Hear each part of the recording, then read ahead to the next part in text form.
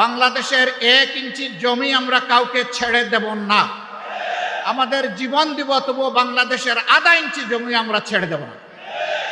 আপনারা দেখেছেন ভারতীয় হলুদ মিডিয়া যখন বাংলাদেশের বিরুদ্ধে নিকৃষ্ট যুদ্ধ শুরু করেছে, মিথ্যা তথ্য ছড়াচ্ছে, তখন জগন্নাথ হল থেকে আমাদের হিন্দু ছেলেমেয়েরা বের হয়ে তার প্রতিবাদ করেছে।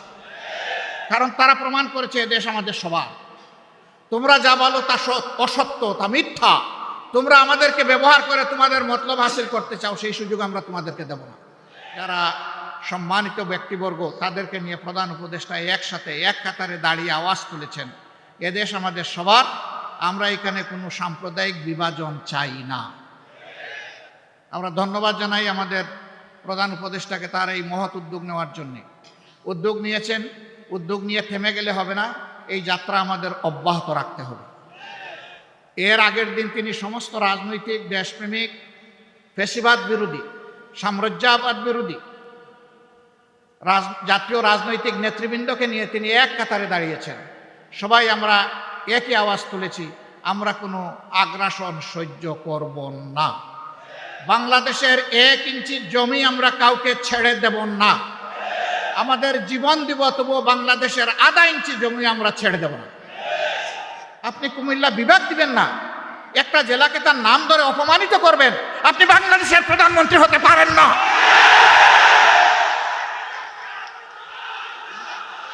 আমরা আমাদের যুবকদের হাতকে বেকারের হাত হিসাবে দেখতে চাই না।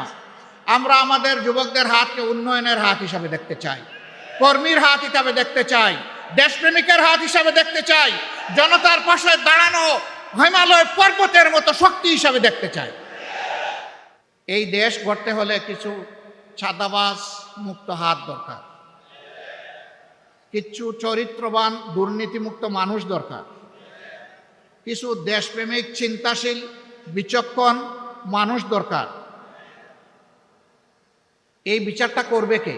আমাদের হাইকোর্ট না জজ কোর্ট না সুপ্রিম কোর্ট? এই বিচার করবে জনতার আদালত।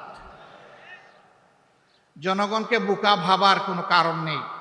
এই রাস্তা যদি বন্ধ করতে হয়, তাইলে কতগুলো প্রয়োজনীয় সংস্কারও আনতে হবে। সেই সংস্কারে সরকার হাত দিয়েছে, আমরা সরকারকে অনুরোধ করব সংস্কারে গতি বাড়ান। সংস্কারে গতি বাড়িয়ে মৌলিক সংস্কারগুলো করে একটা সুষ্ঠু নির্বাচন জাতিকে উপহার দেন।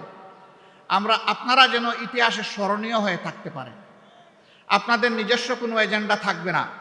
এজেন্ডা, জাতীয় এজেন্ডা একটাই, যে একটা সুন্দর সুষ্ঠু নির্বাচন আপনারা উপহার দেবেন। তার জন্য যত সংস্কার প্রয়োজন তাই আপনারা করুন।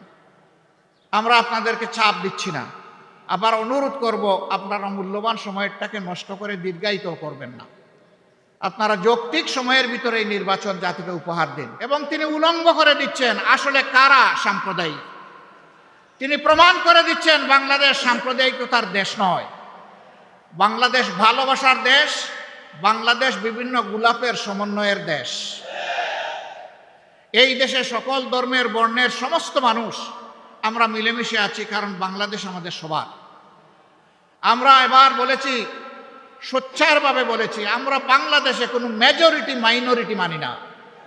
বাংলাদেশে যারাই জন্মগ্রহণ করেছে তারা সকলেই বাংলাদেশের গর্বিত নাগরিক। এই মাইনরিটি শব্দ বলে বলে অন্যান্য ধর্মের ভাই বোনদেরকে ব্যবহার করে একটি গোষ্ঠী মূলত দেশের বাইরে থেকেই তাদের স্বার্থ হাসিল করতে চায়। এখন আমাদের এই ভাই বোনেরাও এটা বুঝতে পেরেছেন, তারাও সোচ্চার হয়েছেন।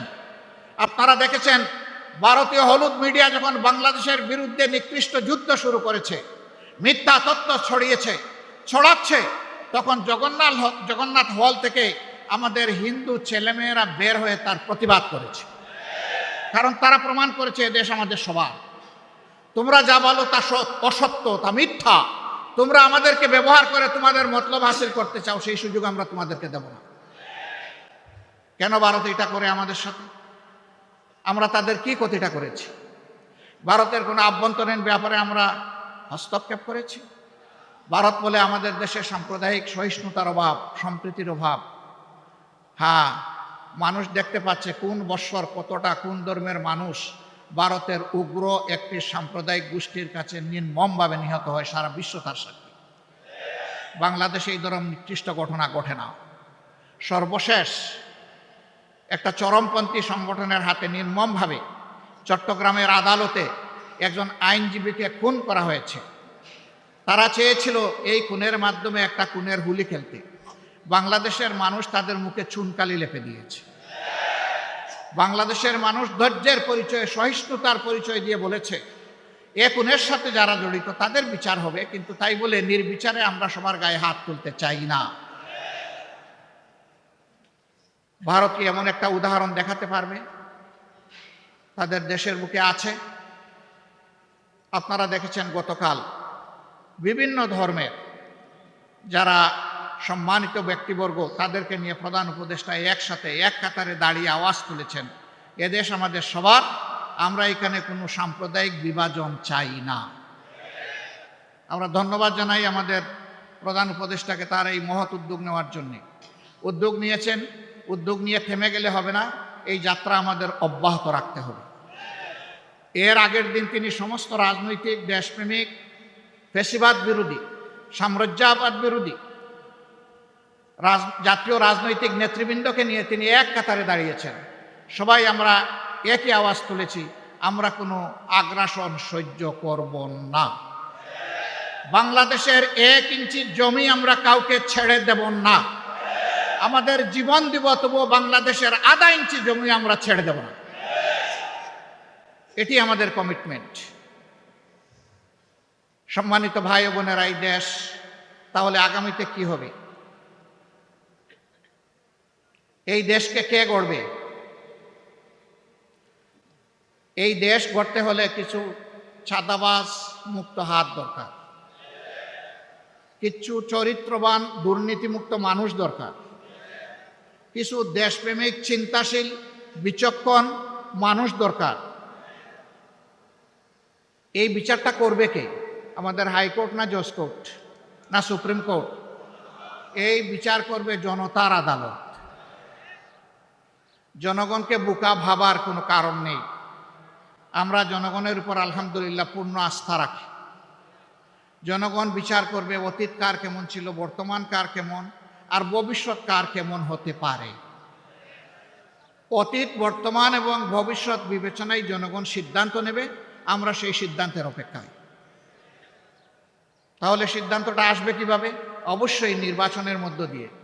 সেই নির্বাচন হতে হবে সুষ্ঠু, অবাধ এবং গ্রহণযোগ্য।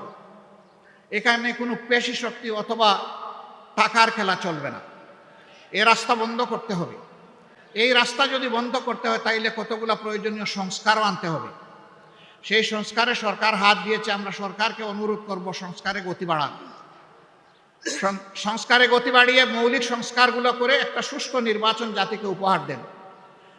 আপনারা যেন ইতিহাসে স্মরণীয় হয়ে থাকতে পারেন। আপনাদের নিজস্ব কোনো এজেন্ডা থাকবে না।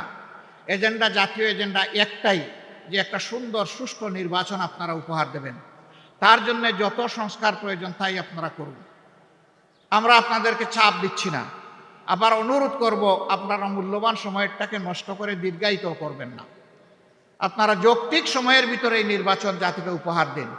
জাতি গত 3টা টার্ম তাদের নিজস্ব ভোটের অধিকার প্রয়োগ করতে পারেনি। বিশেষ করে জাতির 42 ভাগ ভোটার যারা যুবক, তারা একটা ভোটও দিতে পারেনি। আমরা আমাদের যুবকদের হাত ধরে, যুবকদের বুক ছিটিয়ে যুদ্ধ করা এবং রক্তের বিনিময়ে এই স্বাধীন পরিবেশটুকু পেয়েছি। আমরা চাই আগামীতে তারা শুধু ভোট দিবে না, তারা জাতিকে নেতৃত্বও দিবে ইনশাআল্লাহ। আমরা একটা যুব সমৃদ্ধ বাংলাদেশ গঠন করতে চাই। আমরা আমাদের যুবকদের হাতকে বেকারের হাত হিসাবে দেখতে চাই না। আমরা আমাদের যুবকদের হাতকে উন্নয়নের হাত হিসাবে দেখতে চাই, কর্মীর হাত হিসাবে দেখতে চাই, দেশপ্রেমিকের হাত হিসাবে দেখতে চাই, জনতার পাশে দাঁড়ানো হিমালয় পর্বতের মতো শক্তি হিসাবে দেখতে চাই। প্রিয় সংগ্রামী কুমিল্লাবাসী, আপনাদের প্রিয় নেতা বলেছেন 2টা যৌক্তিক কথা। একটা এয়ারপোর্ট, সেই ব্রিটিশ আমল থেকে এখানে তখন বিশ্বযুদ্ধের জন্য ঘাঁটি গাড়া হয়েছে। এইরকম ঘাঁটি যারা সবগুলোই কিন্তু এয়ারপোর্ট হয়ে গেছে 2টো ছাড়া। একটা কুমিল্লা আর একটা শমশাননগর অতটা জরুর নয় আর একটা এয়ারপোর্ট করা, কারণ সিলেট একটা এয়ারপোর্ট আছে। কিন্তু কুমিল্লা তো অনেকগুলা জেলার কেন্দ্রস্থল। এটা খুবই যৌক্তিক দাবি। এই দাবি আমরা শতভাগ সমর্থন করি। প্রধান উপদেষ্টার নেতৃত্বে বর্তমান সরকারকে অনুরোধ করব, আপনারা মনোযোগ দিন। বিভাগ, আপনারা বিভাগ পাইলেন না, আপনাদের কপালের দোষ। আপনাদের জেলার নাম কুমিল্লা। কুমিল্লা জেলাটা কি আমাজন জঙ্গল থেকে এখানে এসে পড়েছে? এটা কি বাংলাদেশের অংশ নয়? মহান স্বাধীনতা যুদ্ধে, 24-এর যুদ্ধে কুমিল্লার কি কোনো ভূমিকা নেই? যদি কুমিল্লার ভূমিকা কুমিল্লা নামেই রাখার সুযোগ থাকে, আজকে কুমিল্লার নামে বিভাগ দিতে অসুবিধা কোথায়? কেন সেটা আটকে রেখেছিলেন?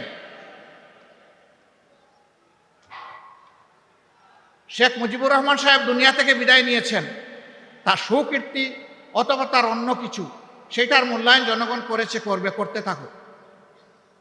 কিন্তু আপনি ওই জায়গায় জেদ ধরে আপনি কুমিল্লা বিভাগ দিবেন না, একটা জেলাকে তার নাম ধরে অপমানিত করবেন, আপনি বাংলাদেশের প্রধানমন্ত্রী হতে পারেন না।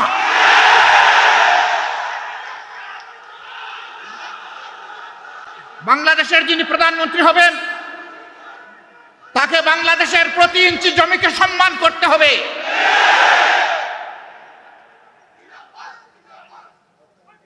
এটা একটা জুলুম, একটা এলাকার লোকদের উপর নিঃসন্দেহে এটি একটি জুলুম। অনেকগুলা জুলুমের মধ্যে এইটা একটা জুলুম। আমরা বর্তমান সরকারকে অনুরোধ করব, তার তো সব কিছুই রেডি আছে, আপনারা মেহেরবানি করে তাদের এই হক পাওনাটা কুমিল্লাবাসীকে দিয়ে দেন।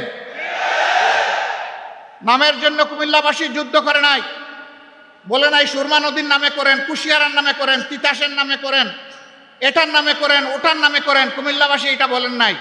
কুমিল্লাবাসী বলেছে আমাদের নামেই আমাদের পরিচয়, আমাদের বিভাগটা দিয়ে দেন। এমনকি বৃহত্তর নোয়াখালীর লোকেরা বলেন নাই যে লক্ষ্মীপুরের নামে দেন বিভাগ, তারা বলে নাই যে আপনারা নোয়াখালীর নামে দেন, ফেনীর নামে দেন, তাও তারা বলে নাই।